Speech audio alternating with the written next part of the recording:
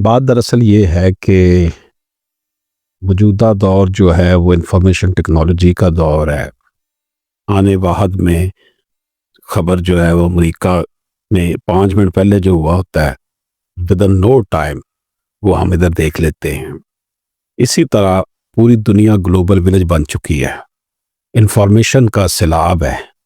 Social media, what's app نے لوگوں کو بہت زیادہ باخبر کر دیا ہے۔ اس باخبر کرنے کے ساتھ ساتھ لوگ جو ہیں اتنے زیادہ مصروف ہو گئے ہیں اپنے واٹس ایپ پر، اپنے سوشل میڈیا پلیٹ فارمز پر، کہ ان کا ٹائم جو ہے وہ بہت زیادہ ادھر صرف ہوتا ہے۔ لیکن اس کے ساتھ ساتھ ایک اور بات بھی یہ ہے کہ سوشل میڈیا جو ہے وہ ایک ایسی ڈرائیون فورس بن چکا ہے کہ جس طرف بھی کسی کو لگانا ہو وہ سوشل میڈیا پہ وہ ٹرینڈ لگا کر لوگوں کو اس طرف جو ہے نا وہ لے جا سکتا ہے۔